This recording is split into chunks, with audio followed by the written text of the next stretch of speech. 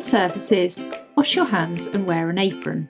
Let's get ourselves and the work area ready to bake. Get out the equipment and your ingredients. If you are demonstrating, use a glass bowl so everyone can see what's happening. Put the flour, yeast, salt and oil in the bowl. Weigh and measure everything.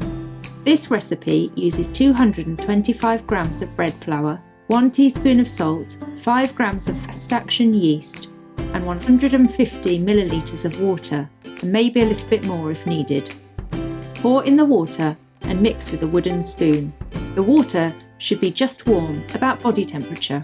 Don't use very hot water as it will kill the yeast. Mix to a dough. If it's too dry, add a little bit more water. If it's too sticky, add a little flour. It's best if the dough is slightly on the soft side at this stage. Place the dough on a floured surface. Flour the worktop to prevent the dough from sticking. Knead the dough for 5 minutes, lifting, pushing and turning. There are 3 actions in kneading. First, lift the edge of the dough and fold over, then push it away with the heel of your hand and then do a quarter turn. Keep repeating and it soon becomes one smooth action. Kneading makes the dough strong and stretchy. You could put on music and knead to the beat. The dough should now be smooth and stretchy. The dough is ready when it's smooth and pops back up when you press it with your finger. Put the dough back into the floured bowl. When you put the dough in the lightly floured mixing bowl, cover it with a damp tea towel and leave it to rise. This picture shows the bowl covered with cling film so you can see the dough, but we should reduce single-use plastics in the kitchen.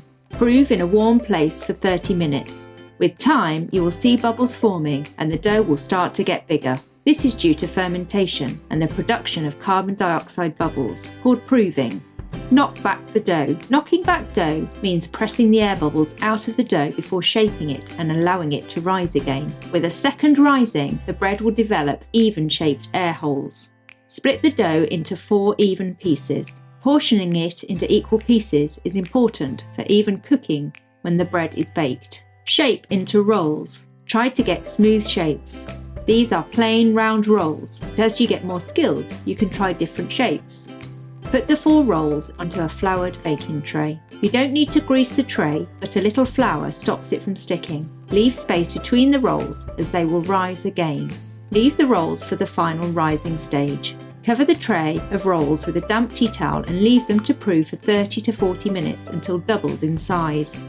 Bake for 15 to 20 minutes at gas mark 7, 220 degrees Celsius.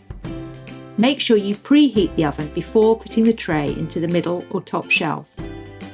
Set a timer so you know when they are cooked.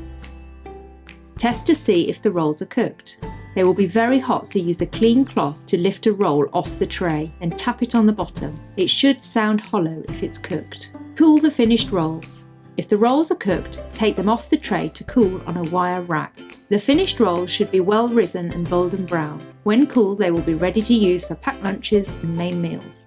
Use your finished rolls for burger buns or eat with dips. Here, the bread rolls are used as burger buns and served with sweet potato wedges and a garden salad, a healthier version of a takeaway burger meal.